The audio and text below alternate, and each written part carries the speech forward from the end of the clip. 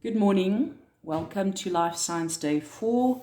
Today we are doing sex chromosomes, otherwise known as gonosomes, and sex determination. In your textbooks, there's a printing error on page 87. They say it's in two different places. Second bullet at the top, it says autosomes, sex chromosomes or autosomes, it should say gonosomes. And then over here, also, again, same printing error. If you check in the back of your book, there are definitions. It will confirm that gonosomes are sex chromosomes. So there's definitely a printing error. Right. Okay.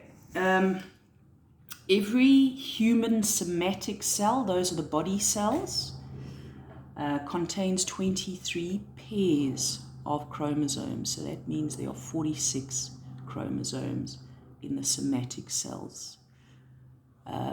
Remember that mostly humans are made up of somatic cells, but they also have haploid sex cells. Okay, the somatic cells are diploid.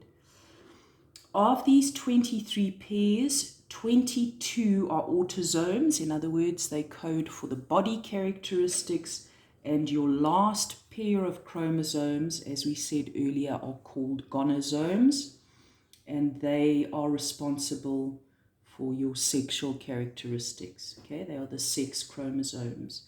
There are two types, X and Y. Females is double X and male is XY.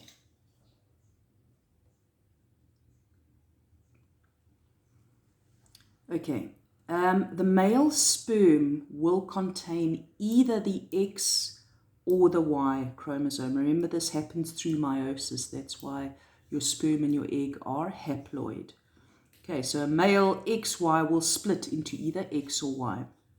And therefore, it is the sperm that determines the sex of the newly formed zygote.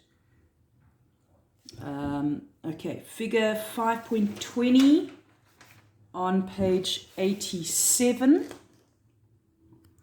shows us a cross between a male and a female, a genetic cross, and it then shows us what offspring, what the possibility of having a female and a male offspring.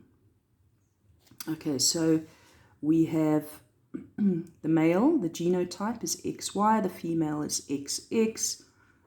Meiosis happens and it splits into X, Y, and XX gametes. These then fuse in different combinations, and if you look at the Punnett square over here, okay, we will have two X's, two XY's, so the chances of having female offspring is 50% and male offspring is 50%. Okay, so there's an equal chance of getting a male or female child. This genetic cross will always look the same, so just learn it off by heart and hopefully they'll ask you. Okay, don't worry too much about this P2 and F2, just put P1 and F1. Right, next.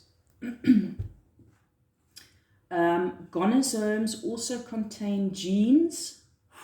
Yes, they are the sex chromosomes, but they also contain genes for certain bodily characteristics. Since the genes for these characteristics are located on the sex chromosomes, we call them sex-linked characteristics.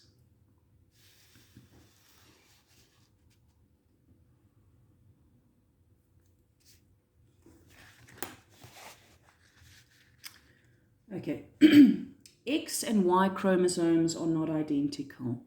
The Y chromosome is smaller. Sometimes an allele found on the X chromosome is not found on the Y chromosome due to this difference in size.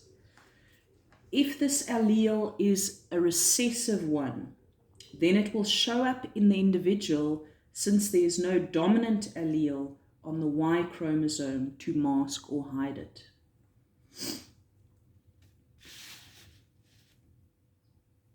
Hemophilia, that's a condition where the blood does not clot easily. So a person with hemophilia is also known as a bleeder. If they get cut, they could actually bleed to death without medical intervention. So it's a rather serious condition.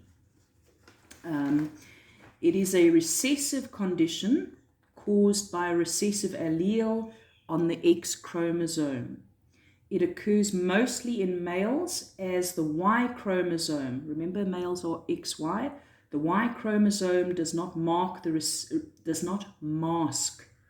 the recessive allele for hemophilia on the X chromosome.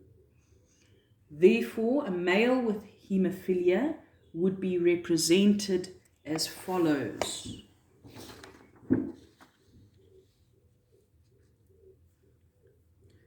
Okay, XY, this small h represents hemophilia. Remember, it's a recessive condition.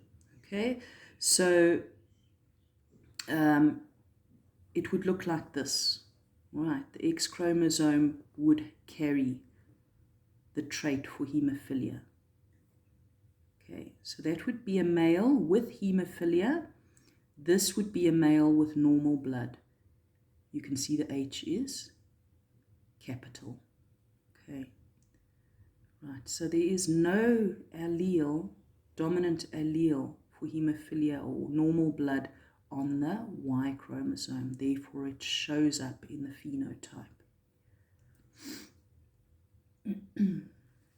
Okay, now we are going to refer to page 88. If we look at this block here, top left-hand side of page 88, you need to learn this off by heart. Okay, they will not tell you how to set it out. This is for hemophilia. So in females, a female, remember, would always be XX. If it is normal blood, okay, if she is homozygous for normal blood, both X chromosomes superscript would be a capital H. The only way she will be a hemophiliac is if both X chromosomes have the recessive allele for hemophilia, and the superscripts will both be small h's. A female may not have hemophilia, but she could be a carrier. Okay, and then she would have heterozygous blood. So the one chromosome, the first chromosome superscript, would be a capital H for normal blood, and the second X chromosome would have the recessive allele for hemophilia. But because she has the dominant allele there, it will mask the hemophilia, and so she will not have hemophilia, but she could pass it on to her offspring. Okay, males, there's only two possibilities. The superscript with a capital is a male with normal blood, and then, as we already said, with the small h is for hemophilia. We will continue